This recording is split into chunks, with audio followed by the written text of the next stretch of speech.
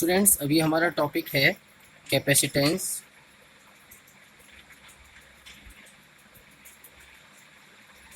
Of parallel plate capacitor with dielectric slab.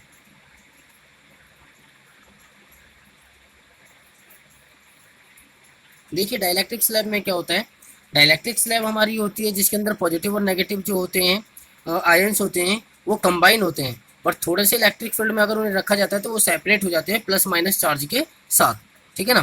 तो देखिए फिर दोबारा से मान लीजिए हमारे पास कोई कैपेसिटर है with two plates, same positive charge negative charge, तो इलेक्ट्रिक फील्ड की डायरेक्शन होगी, इसकी जो सेपरेशन है वो डी ले लेते हैं, क्रॉस सेक्शनल एरिया ए। ठीक है, तो ये फिर दोबारा से consider a parallel plates of a capacitor with separation D and cross sectional area A। ठीक है ना स्टूडेंट्स। तो यहाँ पर देखिए फिर दोबारा से जो कैपेसिटेंस होगा वो कितना होगा, the capacitance C is given by, तो C इज इक्वल टू क्या होगा, epsilon not A upon D। Normal capacitance तो यही होता है हमारे पास। अभी क्या करना है, हमें इसके बीच में एक डाइलेक्ट्रिक स्लैब को इंसर्ट करना है, तो एक डाइलेक्ट्रिक स्लैब हम इंसर्ट कर देते हैं और उसकी थिकनेस ले लेते हैं T। ठीक है, now consider a dielectric slab of thickness T। ठीक है, तो यहाँ पर देखिए इस पॉजिटिव की वजह से यहाँ पर क्या होगा, नेगेटिव चार्ज, क्योंकि डाइलेक्ट्रिक स्लैब के अंदर हमारे पॉजिटिव नेगेटिव चार्ज हो सकते हैं, जैसे कि अभी हमने बात की नेगेटिव से पॉजिटिव। ठीक है ना। अब देखिए इस पॉजिटिव से इलेक्ट्रिक फील्ड इस तरीके से होगा, ठीक है ना, नेगेटिव की ओर, और इस पॉजिटिव से इस तरफ, तो इलेक्ट्रिक फील्ड तो होगा, यहाँ पर ले लेते हैं electric field E P dielectric slab के अंदर, और जो बाहर है हमारा इलेक्ट्रिक फील्ड वो ले लेते हैं ई नॉट। ठीक है स्टूडेंट्स, बट यहाँ देखिए दोनों इलेक्ट्रिक फील्ड की डायरेक्शन अपोजिट है, अपोजिट है तो नेट इलेक्ट्रिक फील्ड कितना होगा, माइनस कर देंगे ई नॉट माइनस ई पी। ठीक है, तो देखिए अभी हम क्या करेंगे, तो consider a dielectric slab of thickness T an electric field EP is produced inside the dielectric slab. ठीक, तो यहाँ पर देखिए फिर दोबारा से हम क्या निकालेंगे, यहाँ पर पोटेंशियल डिफरेंस, पोटेंशियल डिफरेंस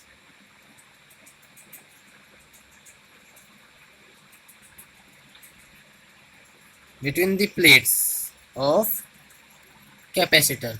तो V इज इक्वल टू कितना होगा, देखिए यहाँ दो इलेक्ट्रिक फील्ड है, एक तो हमारे पास ई नॉट, ई नॉट, अब ई नॉट की सेपरेशन देखो, ई नॉट कितने एरिया के लिए है, तो टोटल एरिया क्या था D, D में से EP का एरिया माइनस कर देंगे T, तो कितना बचा D माइनस T, प्लस में एक और है हमारे पास इलेक्ट्रिक फील्ड कितना EP, EP कितने एरिया के लिए है, T एरिया के लिए। ये समझ आया होगा सभी को। ठीक है स्टूडेंट्स, तो यहाँ पर ये हमारा क्या निकल जाएगा, पोटेंशियल डिफरेंस। तो यहाँ पर हम पोटेंशियल डिफरेंस को थोड़ा सॉल्व करेंगे, तो V इज इक्वल टू कितना आ जाएगा, V is equal to E naught D minus T plus में ई पी टी। देखिए स्टूडेंट्स E की वैल्यू हमें पता है, E की वैल्यू क्या होती है, sigma over epsilon not D minus T plus में सिग्मा ओवर, देखिए ये हमारी क्या है, ये हमारी डाइलेक्ट्रिक स्लैब है, डाइलेक्ट्रिक स्लैब है तो ये एक मटेरियल एक मीडियम की तरह काम करेगी, तो यहाँ पर हमारा क्या जाएगा एप्सिलॉन। तो हमारे पास जो पीछे रिलेशन आया है V इज इक्वल टू क्या आया था, sigma over epsilon not D minus T plus sigma over epsilon not के टी।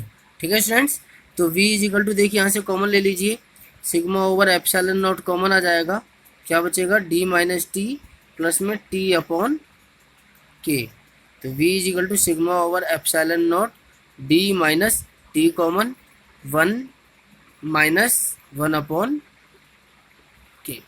ठीक है स्टूडेंट्स। तो देखिए अभी हमारे पास कैपेसिटेंस क्या होगा, the capacitance of parallel plate capacitor.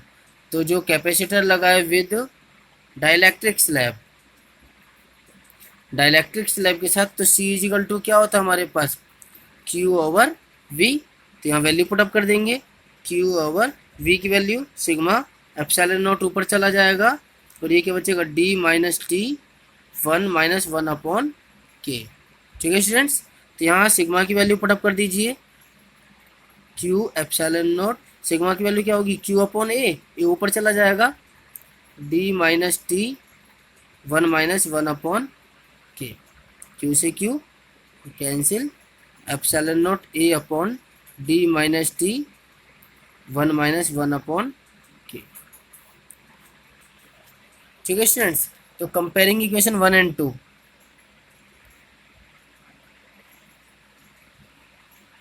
देखिए जो हमारा सिंपल सी आता है वो क्या आता है, epsilon not a upon D आता है।